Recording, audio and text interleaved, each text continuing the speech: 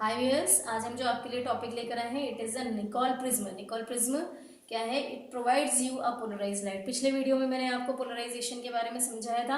आप उसको पहले पढ़ना चाहें तो चैनल को सब्सक्राइब कर लीजिए और बेल आइकन को प्रेस कर लीजिए जिससे आपको नोटिफिकेशन मिलते रहे। साथ में आप इसको अपने फ्रेंड्स को शेयर कीजिए, वीडियो पसंद आए तो इसको लाइक कीजिए और बाद में इसमें अगर आपको कोई डाउट है तो क्वेश्चन भी आप पुटअप कर सकते हैं।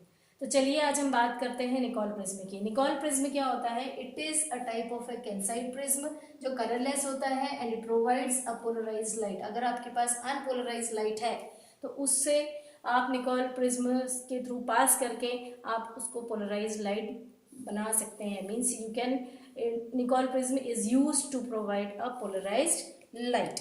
अब ये जो मैंने आपको बताया it is a calcite prism. Calcite prism कैसा होता है? कलरलेस होता है और ट्रांसपेरेंट होता है। ट्रांसपेरेंट होता है, ये visible light and ultraviolet rays को पास करता है अपने अंदर से। और इसका जो दूसरा नाम है कैल्साइट प्रिज्म है, जो कैल्साइट मटेरियल है उसको हम दूसरे नाम से भी बोल सकते हैं। इसका नाम दो नाम है इसके, Iceland spar, Iceland SPAR, Iceland spar. और दूसरा नाम जो आप इसको बुला सकते हैं, जो इसका केमिकल नाम है वो है हाइड्रेटेड कैल्शियम कार्बोनेट। ये कहलाता है हाइड्रेटेड कैल्शियम कार्बोनेट। अब जैसे मैंने आपको बताया कि ये पोलराइज लाइट ऑब्टेन करने के लिए यूज किया जाता है, तो इसका दूसरा यूज ये भी है कि it is use as a polariser and an analyser. Nicol prism का यूज जो है वो एज एनालाइजर एंड पोलराइजर दोनों तरह से आप यूज कर सकते हो, पोलराइजर एंड एनालाइजर। मैं आपको लास्ट में ये समझाऊंगी कि पोलराइजर और एनालाइजर की तरह कैसे यूज हो सकता है। तो इसको आपको समझने के लिए पूरा टॉपिक आपको देखना पड़ेगा कि ऐसे पोलराइजर और एज एन एनालाइजर आप इसको कैसे यूज कर सकते हैं। तो चलिए सबसे पहले हम इसके कंस्ट्रक्शन की बात करें। तो जो हमारे पास कंस्ट्रक्शन हमने इसका लिया है, जो डायग्राम आपको दिख रहा है, it is a construction part of the Nicol prism. तो ये जो कंस्ट्रक्शन है आपका यहाँ पर, उसमें सबसे पहली चीज है कि आपने जो निकोल प्रिज्म लिया है वो उसका शेप क्या है? It is a type of a rhombohedral shape. इसका शेप कैसे होता है? रोम्बोहेड्रल। इसका जो शेप है वो रोम्बोहेड्रल है। जब आप इसको कंस्ट्रक्ट करने जाते हैं तो यहाँ जो आपने एक्सिस देख रहे हैं कि इट इज ABCD, ABCD ये रोम्बोहेड्रल है जिसमें हमारे पास अलग अलग जो साइड्स हैं उसके अलग अलग रोल्स। अगर आप ध्यान से देखें तो जो आपके पास B और D है, BD कंस्ट्रक्शन के टाइम पे 3 टाइम्स ऑफ AB आप इस तरह से बनाएंगे कि इसका जो कंस्ट्रक्शन होता है, जो हमारे पास इसका हाइट बोल रहे हैं या ब्रेड्थ बोल रहे हैं, it is 3 times that of the height of the rhombohedral. अब आप ये देख रहे हैं कि जब हमने इसको इस तरह से कंस्ट्रक्ट किया है तो जो हमारे पास कैल्साइट प्रिज्म था उसमें हमारे पास एंगल कितना होता है? एंगल भी हमारे पास 71 डिग्री था। तो 71 डिग्री इसको कन्वर्ट करके हमने कितना ले लिया? 68 डिग्री। तो आपका जो फ्रंट फेस है रोम्बोहेड्रल शेप का, उसको आपने मूव किया है A से A' और यहाँ पे शिफ्ट हो जाएगा D to D'। तो आपके पास जो निकोल प्रिज्म बन जाएगा वो कैसे बन जाएगा? A', C, D', B। और जो एंगल में शिफ्टिंग आएगी फ्रंट फेस में वो कितना है? 71 डिग्री आपका कन्वर्ट हो जाएगा 68 डिग्री में। और ये जो 100 जो एंगल ये B था आपका, और एंगल D जो आपका 109 डिग्री था वो कन्वर्ट होके या शिफ्ट होके कितना बन जाएगा? 112 डिग्री। अब आपको ये एंगल जब मिल जाएगा तो आप क्या करेंगे? इसमें निकोल प्रिज्म के कंस्ट्रक्शन में फ्रंट फेस जो आपको दिख रहा है, जो मैंने अभी बताया था A', C, D' और B, इसको आप क्या करेंगे? कट करेंगे, डायगनली कट करेंगे A', D' तक के। और जब इसको डायगनली कट कर लेंगे उसके बाद इसको हम वापस पेस्ट करेंगे। पेस्ट करने के लिए हम इसमें अलग मटेरियल यूज करते हैं जो हमारा कहलाता है कैनेडा ब्लॉसम। ये हमारे पास कैनेडा ब्लॉसम है जिससे हम यूज करते हैं, जो कट पोर्शन है उसको हम पेस्ट करते हैं इससे और ये हमारे पास it is a type of a transparent material जिसकी रिफ्रैक्टिव इंडेक्स, जो कैनेडियन बाल्सम हमने यूज किया है उसका रिफ्रैक्टिव इंडेक्स है 1.55 for light of wavelength 5893 angstrom. जो आपके पास लाइट है अगर उसकी वेवलेंथ 5893 एंगस्ट्रॉम है तो refractive index of Canadian blossom जो है वो है आपका 1.55। ये आपको लेकर चलना पड़ेगा। और यहाँ पे जो ये कैनेडियन ब्लॉसम है उसका जो ये रिफ्रैक्टिव इंडेक्स है वो आपका जो रिफ्रैक्टिव इंडेक्स ऑर्डिनरी लाइट की है और एक्स्ट्रा ऑर्डिनरी लाइट की है, such that extra ordinary light की जो वेवलेंथ रिफ्रैक्टिव इंडेक्स है वो कम होती है ऑर्डिनरी लाइट की रिफ्रैक्टिव इंडेक्स से। तो ये जो हमारे पास म्यू सी है वो लाई करेगा इन दोनों के बीच में। तो लाइज बिटवीन, और ये आप लिख सकते हैं mu c lies between mu naught and mu e, जहां पर म्यू नॉट की वैल्यू आपके पास है 1.658। म्यू नॉट की वैल्यू जो आपके पास है 1.658 होती है और म्यू ई की वैल्यू 1.486 ये आपके पास होती है। तो जो आपके पास कैनेडियन बाल्सम की रिफ्रैक्टिव इंडेक्स है वो कितनी है 1.55 है, जो इन दोनों के बीच में आपको लाई कर रही है। तो जब हम बात करेंगे कि हमारे पास कैनेडियन बाल्सम जब हम लगाते हैं तो उसका इफेक्ट क्या होता है ऑर्डिनरी लाइट और एक्स्ट्रा ऑर्डिनरी लाइट पे। जब हम ऑर्डिनरी लाइट और एक्स्ट्रा ऑर्डिनरी लाइट की बात कर रहे हैं यहाँ पे, जब हम इसका वर्किंग पढ़ेंगे तब हमें और क्लियर हो जाएगा। तो जो कैनेडियन बाल्सम है ये दो तरह से बिहेव करता है, ये रेयर मीडियम की तरह भी एक्ट करेगा और डेंसर मीडियम की तरह भी एक्ट करेगा। तो रेयर मीडियम में ऑर्डिनरी लाइट के लिए एक्ट करता है और denser medium extra ordinary light के लिए वो एक्ट करता है। तो चलिए अब हम इसकी थोड़ी सी वर्किंग के बारे में देख लेते हैं।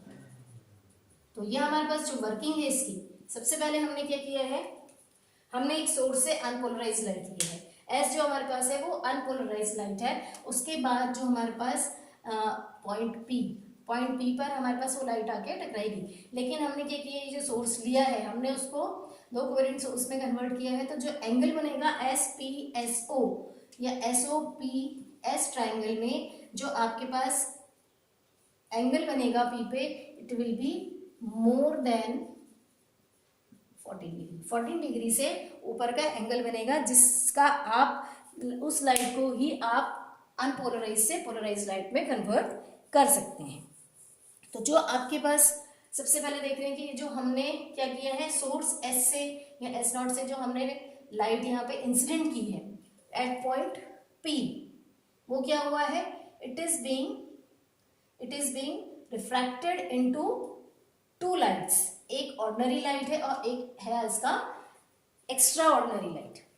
तो जब एक्स्ट्रा ऑर्डिनरी लाइट और ऑर्डिनरी लाइट हमें पॉइंट पी पर मिल जाती हैं, तो अगर हम इसको ध्यान से देखें तो जो एक्स्ट्रा ऑर्डिनरी लाइट है उसका जो पार्टिकल है वाइब्रेट कर रहा है, वो अप डाउन वाइब्रेट कर रहा है, जो कि इस प्रिंसिपल एक्सिस के पैरेलल है। इस प्रिंसिपल एक्सिस में जो भी वाइब्रेशन हो रहा है उसके ये पैरेलल चल रहा है। तो पैरेलल चलने की वजह से जो हमारे पास जो कैनेडियन बाल्सम है, ये लगा हुआ है हमारा कैनेडियन बाल्सम,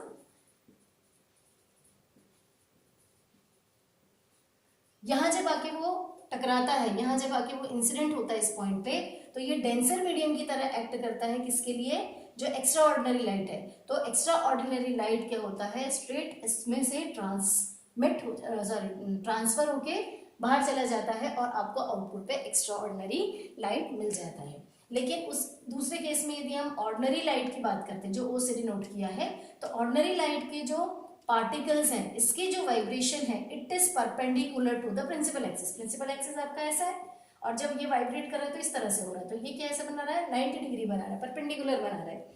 तो परपेंडिकुलर बनाने के बाद में क्या होता है, जब ये बाल्सम से जाके टकराता है कैनेडियन बाल्सम से, तो यहाँ इसके लिए बाल्सम जो है वो रेरर मीडियम की तरह एक्ट करता है। और रेरर मीडियम की तरह एक्ट करता है तो क्या कर देता है, इस पॉइंट पे आपका टोटल इंटरनल रिफ्लेक्शन हो जाता है। क्यों हो जाता है, क्योंकि जिस एंगल से ये आ रही है, आपकी ऑर्डिनरी लाइट आ रही है, वो आपके जो कैनेडियन बाल्सम के इंसिडेंट एंगल 69 डिग्री से ग्रेटर हो जाता है। तो ग्रेटर होने के चक्कर में यहाँ पर क्या हो जाता है, आपको टोटल इंटरनल रिफ्लेक्शन मिलेगा। जब टोटल इंटरनल रिफ्लेक्शन आपको यहाँ पे मिलेगा तो पूरी की पूरी ऑर्डिनरी लाइट यहाँ से टकरा के कहाँ आ जाएगी, आपके बी डी डैश सरफेस की तरफ आ जाएगी, और ये बी डी डैश सरफेस क्या करता है, इसको एब्जॉर्ब कर लेता है, ये बाहर निकल रही है, इसको इस ऑर्डिनरी लाइट को ये पूरा ऑब्जर्व कर लेता है, और ऑब्जर्व करने के बाद जो आपको सिर्फ आउटपुट पे मिलेगा that is an extra ordinary light. ये जो एक्स्ट्रा ऑर्डिनरी लाइट मिल रही है आपको, यही पोलराइज्ड फॉर्म आपको लास्ट में मिलेगा, बाकी ऑर्डिनरी लाइट यहाँ पे आके एब्जॉर्ब हो जाएगी, तो वो आपको विजिबल नहीं होगी। तो ये तो आपका निकोल प्रिज्म की हमने डिटेल स्टडी की, उसकी वर्किंग की। अब मैंने आपको बताया था कि it is used as an analyser and polariser, तो इसको पोलराइज हो रहा है ये तो हमको पता चल गया। अब इसको एनालाइजर की तरह कैसे यूज कर सकते हैं कि लाइट पोलराइज हो रही है या नहीं हो रही, यही चेकिंग अगर हम कर लें तो ये हमें एनालाइजर की तरह बता देगा कि एनालाइज कर लिया कि लाइट पोलराइज है या फिर अनपोलराइज। तो उसके लिए हम क्या करेंगे, दो निकोल प्रिज्म कंसिडर करते हैं। सबसे पहले हमने ले लिया एक निकोल प्रिज्म, ये ले लिया, और दूसरा निकोल प्रिज्म हम आगे ले लेते हैं। दोनों को हम सबसे पहले क्या करेंगे, पैरेलल में रखेंगे। ये हमारा निकोल प्रिज्म है, दूसरा निकोल प्रिज्म हम यहाँ बना लेते हैं। दोनों को हमने क्या किया, पैरेलल में रख लिया। ये हमारा निकोल प्रिज्म है। अब सबसे पहले जब हम बात करेंगे कि हमारे पास सोर्स वाली लाइट आई, इस पार्ट पे टकरा के हमें पता है कि वो क्या होती है, दो इक्वल पार्ट्स में डिवाइड हो जाती है। जब दो इक्वल पार्ट्स में कैनेडियन बाल्सम पे जाके, ये कैनेडियन बाल्सम बना लिया हमने, ये कैनेडियन बाल्सम बना लिया। अब जब ये लाइट आएगी तो हमें पता है कि एक्स्ट्रा ऑर्डिनरी लाइट बाहर निकल जाएगी, जबकि ऑर्डिनरी लाइट यहाँ से टकरा के रिफ्लेक्ट होके यहाँ आ जाएगी। तो ऑर्डिनरी लाइट आपकी क्या होगी, यहाँ पे एब्जॉर्ब होगी, इस पार्ट पे आके, इस प्लेन पे आपके आकर ये ऑर्डिनरी लाइट जो है एब्जॉर्ब हो गई। ये हम निकोल प्रिज्म P1 मान लेते हैं, निकोल प्रिज्म P2 मान लेते हैं। यहाँ आके ये एब्जॉर्ब हो गई, और आपकी जो पोलराइज्ड एक्स्ट्रा ऑर्डिनरी लाइट है वो पोलराइज्ड फॉर्म में आपको कहाँ मिल गई, बाहर मिल गई। उसको आपने दूसरे निकोल प्रिज्म का इनपुट बना लिया। तो जब ये इससे जाएगी तो फिर क्या होगी, फिर कैनेडियन बाल्सम से जाके टकराएगी, क्योंकि पहले बार में ऑर्डिनरी लाइट यहाँ पे खत्म हो गई, तो दूसरे बार आपको ऑर्डिनरी लाइट यहाँ पर नहीं मिलेगी, क्योंकि ये तो पोलराइज्ड लाइट है। तो इससे क्या होगा, आपको आउटपुट पे ये पूरा रिजल्ट मिल जाएगा। तो ये आपके एक्स्ट्रा ऑर्डिनरी लाइट क्या होगा, उसके लिए ये कोई ब्लॉकेज नहीं होगा, वो सीधा इसको अवॉइड करके बाहर निकल जाएगा। तो आपको एक्स्ट्रा ऑर्डिनरी लाइट आपके आउटपुट पर मिल गई। तो यहाँ पे आपने क्या किया था, P1 और P2 को पैरेलल ही रखा था, दोनों प्रिज्म को हमने क्या रखा था, पैरेलल रखा था। अब हम क्या करेंगे, इसको रोटेट करेंगे। रोटेट करेंगे तो ये 90 डिग्री से रोटेट होगा, 90 डिग्री से रोटेट होगा तो P1 और P2 क्या हो जाएंगे, परपेंडिकुलर हो जाएंगे दूसरे। तो पहला प्रिज्म तो आपका वैसे के वैसे रखेगा, क्योंकि आप सेकेंड प्रिज्म को रोटेट कर रहे हैं, तो आपका प्रिज्म 1 वैसे का वैसे हुआ। अब आप इस प्रिज्म को 90 डिग्री से रोटेट कर लीजिए। अब जब 90 डिग्री से आप इसको रोटेट करेंगे तो कुछ इस तरह का दिखेगा आपको, ये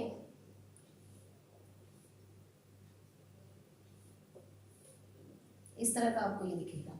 ये प्रिज्म आपने जब रोटेट किया तो ये 90 डिग्री से इस तरह का रोटेशन आपको मिल गया है। अब क्या करेंगे आप, जैसे ही आपने सोर्स से यहाँ पे लाइट दी, आपको ये सोर्स से लाइट है, आपका जो एक्स्ट्रा ऑर्डिनरी लाइट थी वो क्या हो गया, पास हो जाएगी, और जो आपकी ऑर्डिनरी लाइट है वो क्या होगा, एब्जॉर्ब हो जाएगी यहाँ पे इस तरह से। जब आप आगे चलेंगे तो आपको आउटपुट पे पहले वाले क्या है, प्रिज्म से आउटपुट आपको जो मिल रहा है it is an extra ordinary light, लेकिन जैसे ही ये अंदर जाएगी तो ये ऑर्डिनरी लाइट की तरह एक्ट करेगी, और इससे जब टकराएगी जाके तो ये इस तरह से बाहर आ जाएगी, प्रिज्म से बाहर आ जाएगी। जो इसकी कैनेडियन ब्लॉसम से जब टकराएगी ये, तो आपकी जो एक्स्ट्रा ऑर्डिनरी लाइट है यहाँ तक तो चलेगी, लेकिन जैसे ही ये आपके आके टकराती है और कैनेडियन ब्लॉसम से टकराती है, तब क्या करेगा ये, क्योंकि ये 90 डिग्री के रोटेशन पे दोनों परपेंडिकुलर है, तब कैनेडियन ब्लॉसम यहाँ पर वो रिफ्रैक्टिव इंडेक्स की तरह रैडर मीडियम की तरह एक्ट करेगा, और आपकी ये जो लाइट है वो क्या हो जाएगी, ऑर्डिनरी लाइट बनके इस सरफेस पे एब्जॉर्ब हो जाएगी। तो आपको आउटपुट पे कुछ नहीं मिलेगा, नील मिलेगा आपको आउटपुट, है ना। तो ये जो आप कंडीशन देख रहे हैं कि जब हमने पैरेलल लगाया तो हमें एक्स्ट्रा ऑर्डिनरी लाइट मिल गई, जब हमने इसको परपेंडिकुलर लगाया तो हमें कुछ भी नहीं मिला, रिजल्ट हमें 0 मिला। तो ये जो हमारे पास सेकंड P2 प्रिज्म है वो क्या कर रहा है, एनालाइज कर रहा है कि जो आपके पास लाइट आ रही है वो एक्स्ट्रा ऑर्डिनरी है या फिर ऑर्डिनरी है। तो ये आपका पहला वाला प्रिज्म पोलराइजर की तरह एक्ट कर रहा है और सेकंड वाला प्रिज्म जो है वो आपका एनालाइजर की तरह एक्ट कर रहा है। अब इसके बाद यदि इसको फिर से 90 डिग्री आप रोटेट करेंगे तो फिर दोनों पैरेलल की कंडीशन आएगी, फिर उसको घुमाएंगे तो फिर आपको नील की कंडीशन आएगी, परपेंडिकुलर की। तो एक बार आपको जो आउटपुट मिलेगा यहाँ पर उसकी इंटेंसिटी मैक्सिमम होगी पैरेलल की केस में, और परपेंडिकुलर के केस में जब हमारे पास आउटपुट ही नहीं मिल रहा तो उसकी इंटेंसिटी मिनिमम होगी। तो मेरे ख्याल से आपको ये एनालाइजर पोलराइजर समझ में आ गया। That's all for this topic. Thank you viewers.